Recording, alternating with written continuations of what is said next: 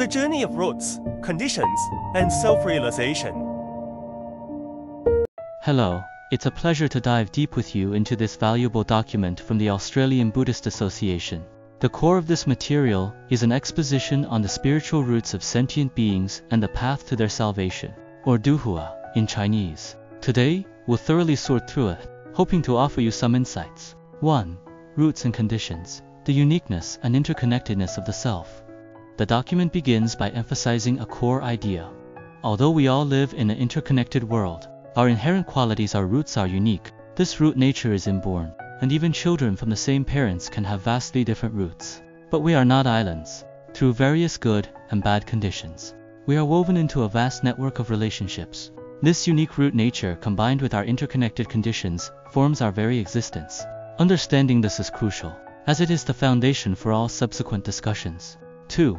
Observing roots, the role of the 5 faculties. How can one roughly gauge a person's roots? The document offers a perspective.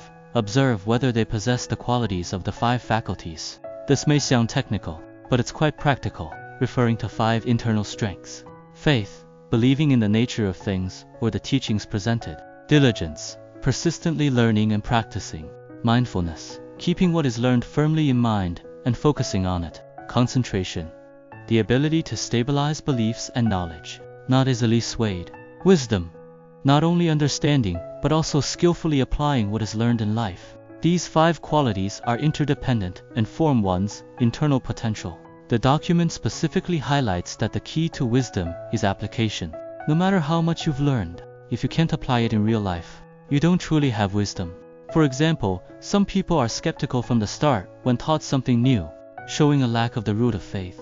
Others may try to learn but lack concentration, making them unable to apply the knowledge when it matters. These are all reflections of different root natures. However, these 5 faculties are inherently neutral. Like a knife, they can be used for good or for evil. A person with strong faculties can progress quickly in a positive direction, but if their orientation is wrong, they can also spiral downward at an accelerated pace. This shows that possessing the faculties alone is not enough. The direction they are aimed at is equally important. 3. Postnatal conditioning, the power of environment. Besides innate roots, the document introduces another important concept, conditioning. Environment has a huge impact on a person. The family is the first training ground, and parents are the first teachers. A person's growth is the result of the combined effect of their innate roots and their postnatal conditioning. Even if a person's innate roots are not ideal, being consistently conditioned by positive influences in a good environment can help them slowly build beneficial habits. Conversely, even with excellent roots, a poor growth environment can lead to their potential being buried.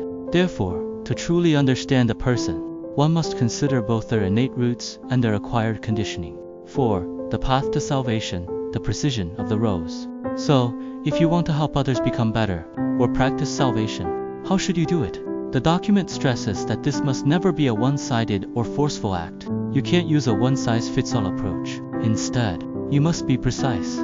The document uses a vivid metaphor of a rose.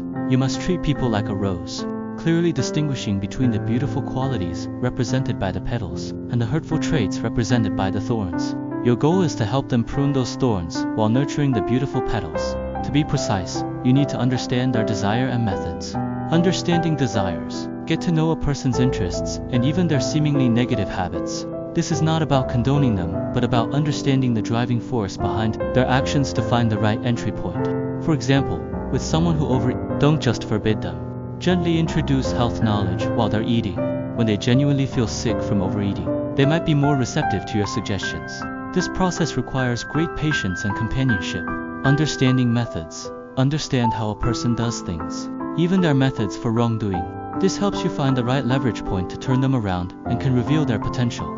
For example, a meticulous person, even if they're doing bad things, shows they have the potential of the 5 faculties. Once their direction is changed, their transformation can be incredibly fast, even achieving the state of laying down the butcher's knife and immediately becoming a Buddha. 5.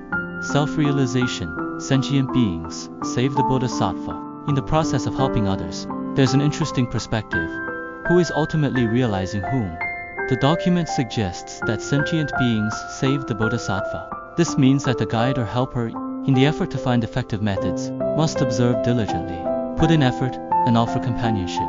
In this process, They grow faster than the person being helped. Especially when you face challenging individuals, you may be saved faster, as you are forced to summon greater wisdom, patience, and compassion to cope. From this perspective, challenges are often catalysts for growth. 6. Deeper understanding. All phenomena arise from the mind. Beyond specific methods, the document touches upon a more profound level. Knowing that all phenomena are one's own mind and are without attachment. This means understanding that all phenomena are essentially manifestations of your own mind, freeing you from being bound by them. This is a state of effortless naturalness. The document uses our familiar dream state as a metaphor. Our waking life and our nightly dreams are fundamentally similar. They are all transformations of consciousness, evoked by past actions, and ultimately manifested by the mind. The world we perceive is like an image on a screen. What we're truly touching is the screen itself, our mind that can manifest everything. Our feeling of reality is largely a firmly held delusion. The purpose of understanding this is not to feel empty or nihilistic, but to provide a deeper perspective, helping us fundamentally understand how the world of our experience works, thereby gaining greater freedom and wisdom. 7. Reflection and action, your inner journey. From this document, we learned that our roots are a combination of innate qualities and postnatal conditioning. The key to helping others is to be as precise as with a rose, carefully pruning the thorns and nurturing the petals. We also gained a profound insight. The process of helping others is often the process of realizing oneself. Your own roots, your innate tendencies, thought habits, and emotional patterns profoundly influence how you interact with the world. With this in mind, how might consciously understanding and observing your own roots change the way you experience this daydream of yours? In your inner world, what thorns can you consciously prune? And what precious petals are worth your effort to nurture and nourish?